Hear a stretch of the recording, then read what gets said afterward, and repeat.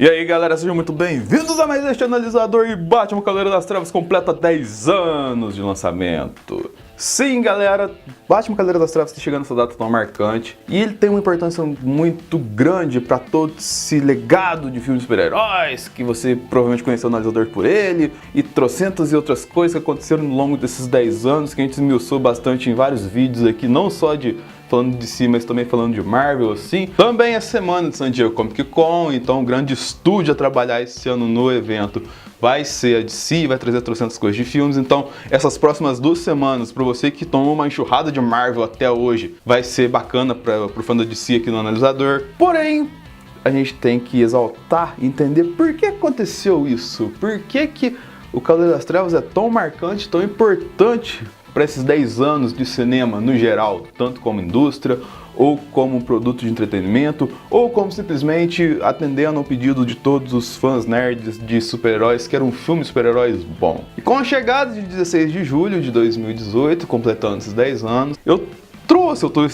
estou tentando trazer vários amigos aqui para falar de Cavaleiro das Trevas pra gente, tentar entender por que isso aconteceu e esse legado. E eu vou começar trazendo perspectiva do fã da DC Comics, do fã da DC que cresceu vendo Superman, cresceu lendo Aquaman principalmente, e que foi atingido por esse Cavaleiro das Trevas lá em 2008, que é o Thiago Almeida do Zona E, do Zoneando Podcast e tudo mais, e que vai trazer essa perspectiva para ele do quão importante é o Cavaleiro das Trevas. Então dá uma olhada aí. E o senhor Denis Augusto me convidou para falar sobre Batman, o Cavaleiro das Trevas, que esta pérola cinematográfica de Christopher Nolan completando 10 aninhos de existência agora em 2018.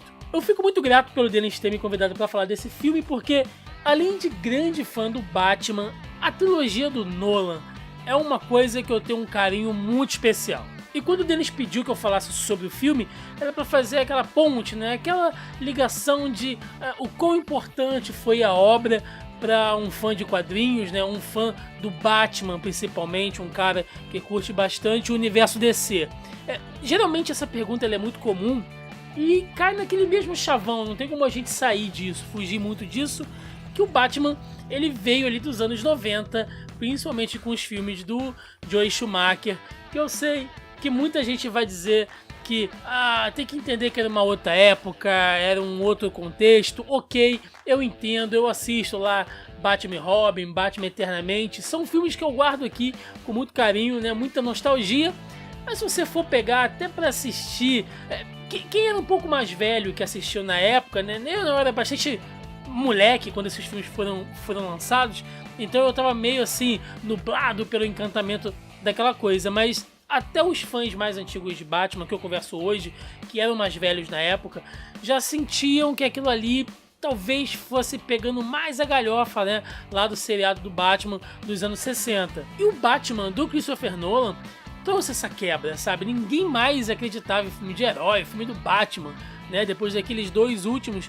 E o Nolan, que até então era um cara conceituado, né, até hoje ele é um cara muito conceituado no mercado por fazer filmes de mais cabeça, mais fora da caixinha, né? Ele traz o Christian Bale, que também é um ator bastante controverso, Gary Oldman, Michael Caine, né? Então é um elenco forte, de peso, para fazer um filme do Batman, né? Isso foi bastante impactante na época e isso muda muito a visão do personagem. E eu posso dizer que talvez muito do que a gente vê hoje, inclusive no universo Marvel, tá?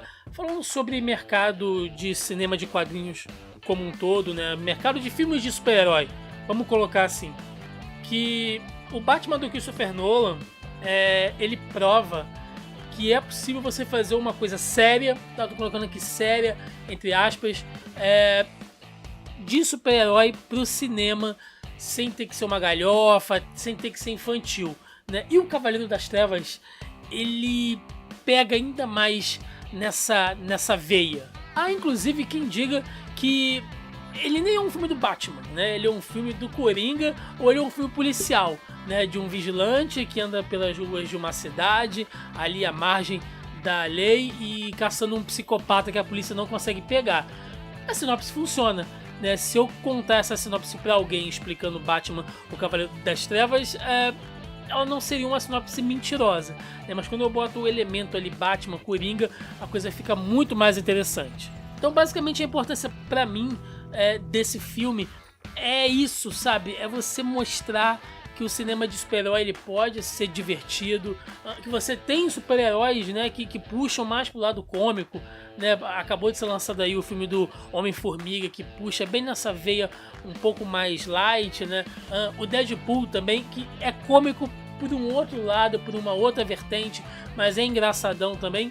Você tem filmes assim um pouco mais densos, né? E o universo do Nolan, principalmente, é o que com certeza abriu as portas para tudo isso. E sem contar que a gente consegue ver ali vários easter eggs, seja do Cavaleiro das Trevas do Frank Miller, Batman Ano 1, né, quando a gente compara lá com Batman Begins, Queda do Morcego, quando você vai ver o Batman lá em 2012 enfrentando o Bane, né? Enfim, é você transpor coisas diretamente do quadrinho do cinema, né? Isso não foi inventado pelo Batman do Christopher Nolan. O próprio filme do Superman lá nos anos 70 também já tinha algumas coisinhas ali dos quadrinhos, mas eu acho que foi o que provou, sabe? Você provou que você pode fazer um cinema mais conciso, mais concreto de super-herói, e essa eu acho que é a maior importância, o maior legado que Batman Cavaleiro das Trevas deixa aí, não só para os fãs do Batman, para os fãs da DC, mas para o cinema de heróis, né? Para o cinema de quadrinhos em geral. É isso aí, galera. Valeu! Então, voltando aqui, só analisando o que o Thiago falou, logicamente tem essa questão de que o Batman, ele era uma galhofa total. Se por acaso você acha, o Batman respeitado, o Batman sempre foi fodão. Muito antes de ter esse filme do Cavaleiro das Trevas, a galera tinha muita visão do Batman quando você falava da série, do Matador de Tubarão, daquela coisa de andar na cordinha em pé como se fosse deitado, sim. Foi totalmente errado essa analogia que eu fiz, mas enfim. Da série animada também, que era uma coisa de criança. E acabava que a figura do Batman, ela era meio que descolada da perspectiva real dos quadrinhos. E apesar do filme não ter tanta relação com a história de quadrinho, com o arco de quadrinho do Batman, ele traz esse respeito do Batman do quadrinho, entendeu? E traz de novo colocar o respeito e o peso que o Batman tem efetivamente dentro dos super-heróis, assim, e que por que ele é essa lenda, esse mito? Não é só por causa da galhofa, não é só por causa de ser um desenho de criança. E logicamente mostrou que dá pra fazer sim um filme de super-heróis bom, dá pra fazer sim um filme de super-heróis tecnicamente seguindo as regrinhas do cinema aceitável, uma coisa que pra quem